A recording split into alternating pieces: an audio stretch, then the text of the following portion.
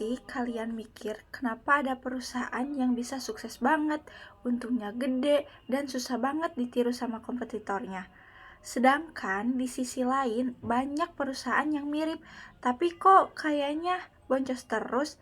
Nah, kuncinya ada di bagaimana mereka mengolah kekuatan internal mereka. Hari ini kita bakal bedah dua alat yang super powerful dalam manajemen strategis, yaitu Value Chain Analysis dan Tiroka.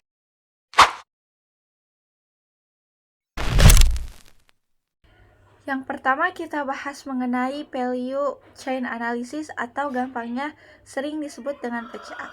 PCA ini adalah cara kita meneliti setiap aktivitas internal perusahaan, mulai dari bahan mentah, proses produksi, proses pemasaran, sampai ke layanan konsumen.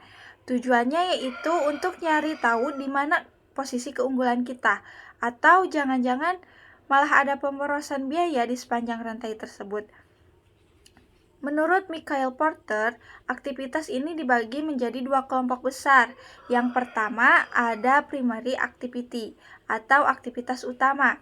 Ini yang berhubungan langsung sama produk seperti logistik, operasi produksi, logistik keluar, pemasaran dan penjualan, dan servis atau layanan pelanggan. Yang kedua ada support activity atau aktivitas pendukung. Di sini aktivitas pendukung ini menopang aktivitas utama. Contohnya seperti infrastruktur perusahaan, manajemen sumber daya manusia, pengembangan teknologi, dan pengadaan.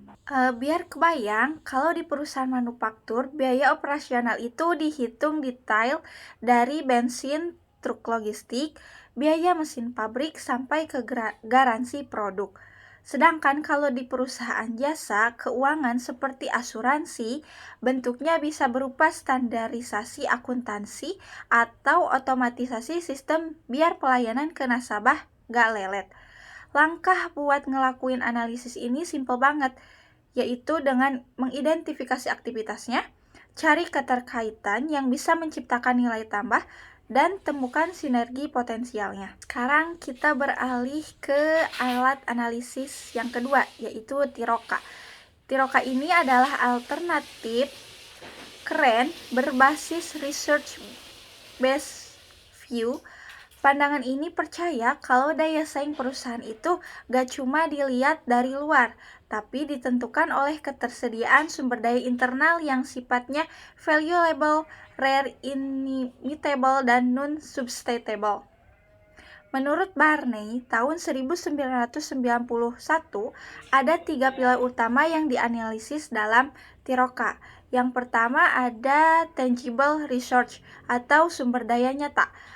Ini merupakan aset yang kelihatan dan gampang identifikasinya. Contohnya yaitu uang tunai, gedung pabrik, paten dan merek dagang, serta sistem perencanaan yang efektif. Yang kedua ada intangible resource atau sumber daya tidak nyata. Sumber daya tidak nyata ini ya jelas ya gak kelihatan langsung, tapi melekat erat di perusahaan. Contohnya yaitu keahlian tim kerja, kreativitas atau keahlian ilmiah, dan reputasi perusahaan di mata pelanggan. Dan yang terakhir yaitu ada organizational compatibilities atau kapabilitas organisasi.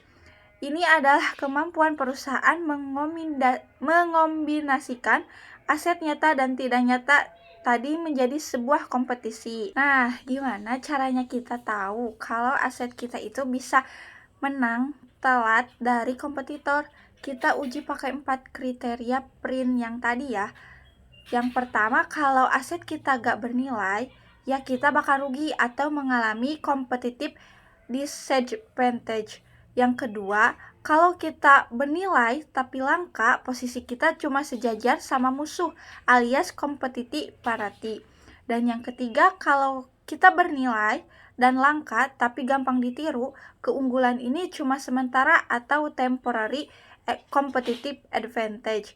Tapi kalau aset kita memenuhi keempatnya, yaitu bernilai, langka, susah ditiru, dan gak ada penggantinya, maka perusahaan kita punya sustainable competitive advantage atau keunggulan yang bersaing yang berkelanjutan. Kesimpulannya, lewat value chain analysis, kita bisa bebenah dan mengefisiensikan proses internal kita. Dan lewat analisis Tiroka, kita bisa memetakan serta menjaga harta karun strategis yang kita punya agar perusahaan terus memimpin di pasar.